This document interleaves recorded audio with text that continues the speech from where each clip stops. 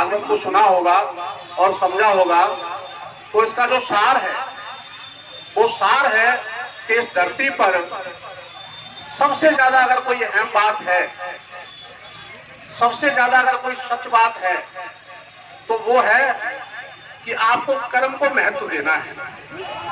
भगवान श्री कृष्ण ने किस पर जोर दिया है? आपके कर्म के ऊपर।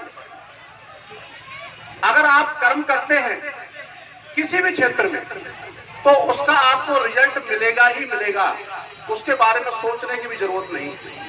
अगर आपने अपने बच्चे को पढ़ाया है, प्रॉपर तरीके से उसको स्कूल भेजा है, कॉलेज भेजा है, तो वो बच्चा आपका समझदार बनेगा ही बनेगा। कोई दुनिया की ताकत उसको रोक नहीं सकती है। इसलिए आप इस बात का अपने मन में, अपने दिमाग में अच्छे से बिठा लीजिए कि हमें अपनी आने वाली पीढ़ियों को अगर सुरक्षित करना है और विकसित करना है और एक इतिहास बनाना है और पुराने इतिहास को दोबारा से अगर लेके आना है, तो आप लोगों को मेरी इन 3 बातों पर गौर करना ही पड़ेगा, चाहे आप अब कर लो या थोड़ी देर से कर लो।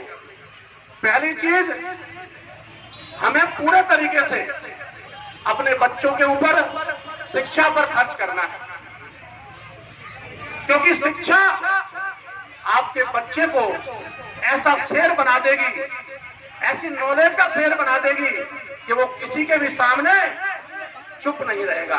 वो शेर की तरह दहाड़ेगा, लेकिन तभी दहाड़ेगा जब आप पूरे तरीके से उसको शिक्षित करोगे। हमारी समाज में ज्यादातर ऐसे परेशानी क्या है कि जैसे ही हमारा बच्चा 8वीं 10वीं तक पहुंचा कि सगाई वालों ने चक्कर लगाना शुरू कर दिया।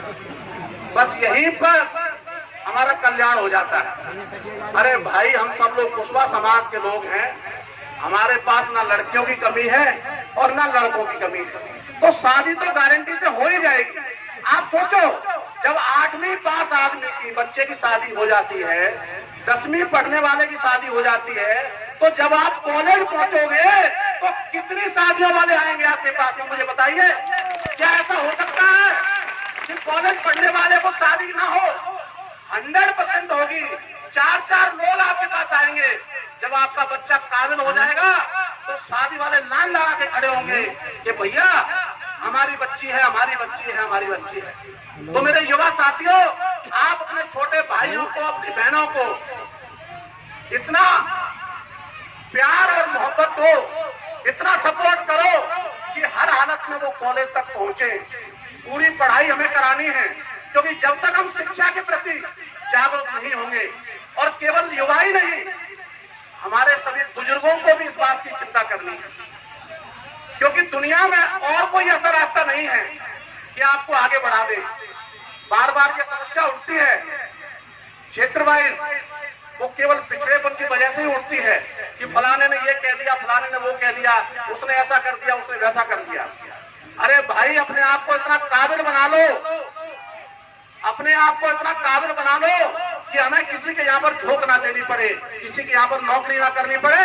अपने आप को इतना मजबूत बना लो कि लोग आपके यहाँ पर नौकरी करें, फिर आप देखो आपका मान सम्मान क्या होता है और आपका छत्री बन क्या होता है। केवल कह देने से हम छत्री नहीं बनेंगे, हमें उसके लिए काम करना पड़ेगा प्रॉपर तरीके से, उसको साबित करना है। चंद्रगुप्त मौर्य अशोक सम्राट के साम्राज्य को दोबारा से स्थापित करना है, और वो तभी कर सकते हैं जब आप अपने बच्चों को शिक्षा के क्षेत्र में सबसे पहले आगे लेके आएंगे। उसके बाद में दूसरी बात आती है कि हमें हर हालत में अपने परिवार के अंदर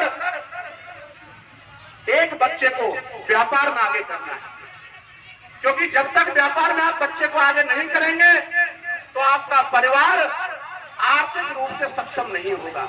और इस धरती पर अगर आपके पास पैसा नहीं है तो दोस्तों, आप निश्चित मानिए आपके रिश्तेदार भी आपका साथ छोड़ देंगे। इसलिए सबसे पहले आप ये देखो, उदाहरण देखिए, आप अपने शहर में, गांव में, जिले में, राज्य में, पूरे देश में जो व्यापारी लोग हैं वही तो सक्षम है। आज जय किनकी हो रही है? आज हम पिछड़े और अग्रणी क्या है भाई? आगे वाले लोग और पीछे वाले लोग क्या है? क्या अंतर है उनमें? केवल इतना सा ही अंतर